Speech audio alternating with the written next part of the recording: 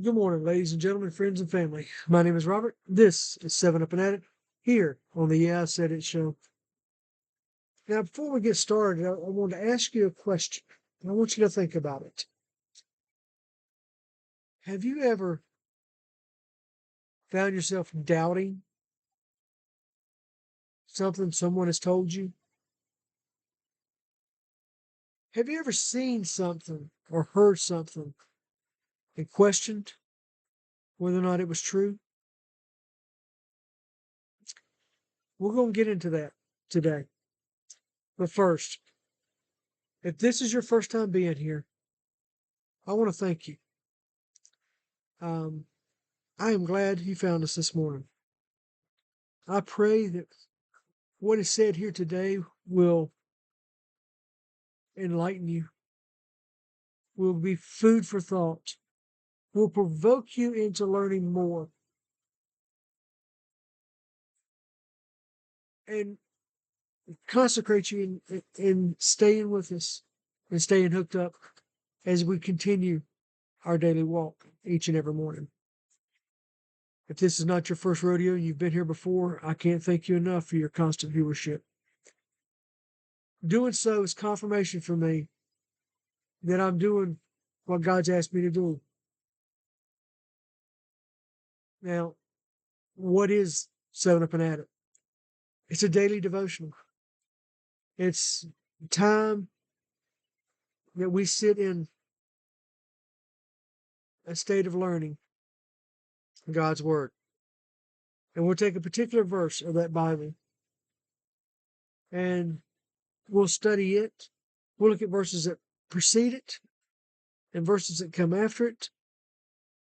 We'll look at different translations so we can get a good idea of what God is trying to tell us, the full context of what God is trying to tell us in His Word. Now, these are videoed so they can bless others. You see, we're all vessels to be used by God.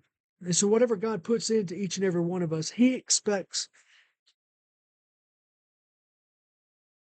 He implores us to put it back out there so that others can hear it, learn from it, be blessed by it, and have a closer walk with God because of it.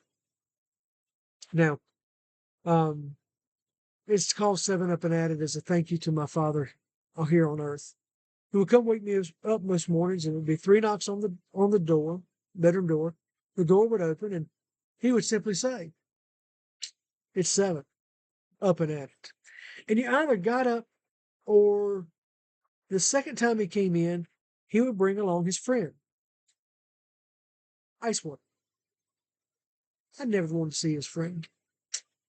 So, but now my Father in heaven does the same thing with me, and I'm up between 6 and 6:30 to take care of the homestead and the chores first thing in the morning. But by 7 a.m., I'm sitting here studying His Word, um, so I can have a closer walk with God myself. So let's get into it. The verse today comes from John chapter 8, verse 30. Why? Because it is August the 30th. That's how I find the verses we study. It's based off of whatever today's date is. And if for any reason that verse, I can't find a chapter 8, verse 30, I'll flip it and I'll look at chapter 30, verse 8. But we're in luck here. So I don't have to do that. So it's going to be, like I said, it's John chapter 8, verse 30. And this is going to be out of the New Living Translation. So the verse reads, "Then many who heard Him say these things believed in Him." Now, that verse by itself is rather innocuous, rather bland, harmless, innocent. It's just saying, okay, people who heard Him believed Him. But we have to understand the full context of what's going on here. You see, He's on the Mount of Olives, and the Pharisees and the religious leaders are surrounding Him, and they're questioning Him. And it's like more like an interrogation would be. than actually asking the questions and wanting to really know the answers. They're trying to catch him in a lie or trying to catch him blaspheming because they don't like him. He's turning heads. He's causing the congregation, the people, to stop listening to them because they're following Jesus. Now, in previous verses, I'll just read it real quick. Jesus said, "So when you have lifted the Son of Man on the cross, then you will understand that I am He. I do nothing on my own, but I say only what the Father taught me, and the one who sent me is with me. He has not deserted me, for I always do what pleases Him." And then the verse, "Then many who heard Him say these things believed in Him." And Jesus said to the people who believed in Him, "You are truly my disciples if you remain faithful to my teachings, and you will know the truth, and the truth shall set you free." Now, this part about then many who heard Him say these things believed in Him. Folks, we can have several different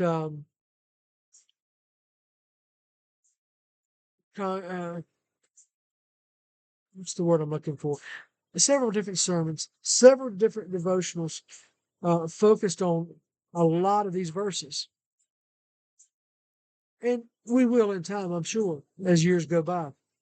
But this one truly focuses on the fact that many of these religious leaders and Pharisees believed in Him. But it wasn't all. Many did. And that's what I really want to get to the root, to pull out of this verse. I'm sure you've all heard about Doubting Thomas, who was a disciple who followed Jesus wherever he went.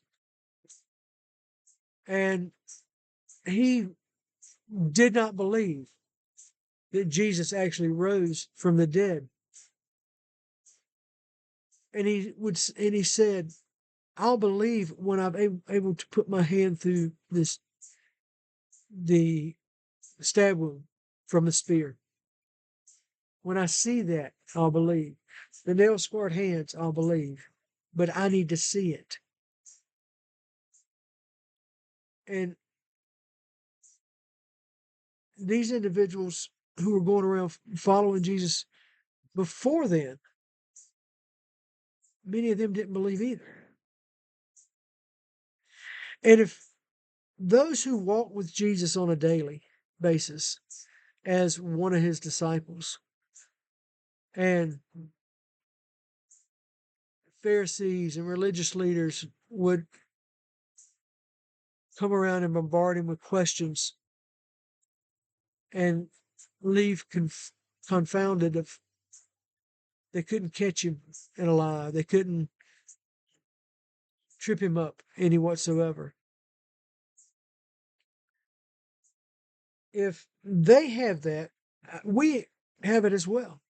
There's many who have the attitude of, "I'll believe it when I see it. Show me Jesus." What has stayed around for 2,000 plus years to cause me to believe through my own eyes that Jesus is real? And I'm here to tell you, the way they begin to, these doubters, the way they begin to see and know and believe in Jesus is they have to see an example. You and I are that example. Now, are we going to be perfect every day? God knows.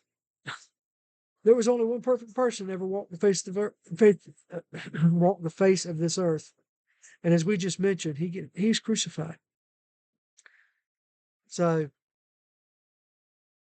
as I sort of chuckle when somebody gets angry with me over something I've said that contradicts them because I quote a verse and it goes against what they were thinking.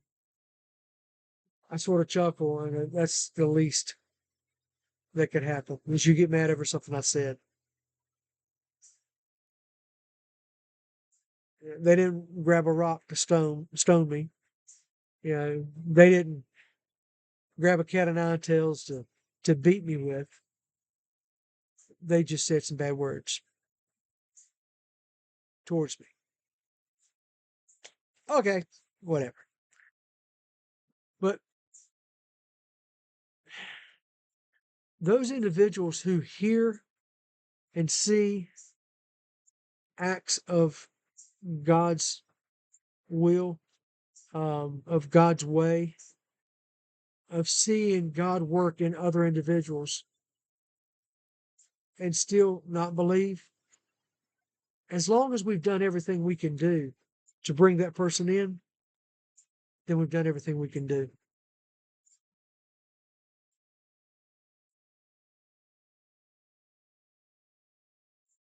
Be a light to those and attract them to God, not you.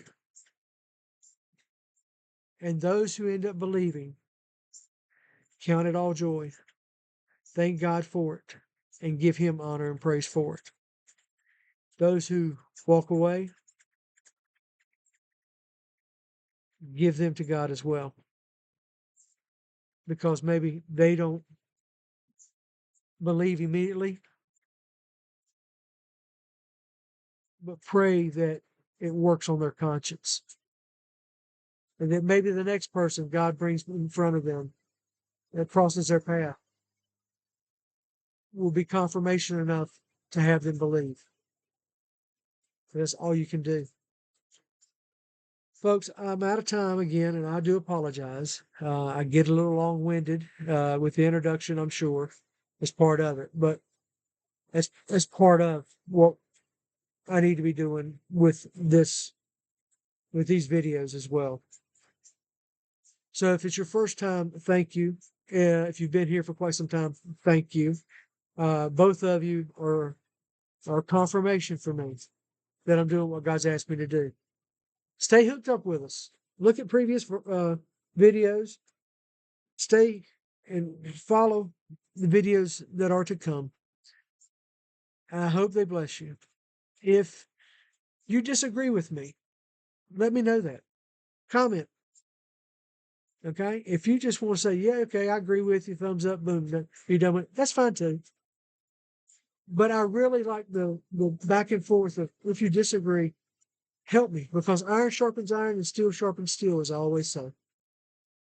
So, folks, have a blessed day today. But remember, God has blessed you to be a blessing. So today, go out and bless somebody else, because that act is what truly helps change this world.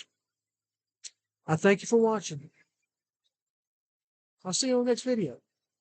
Y'all have a blessed day and take care.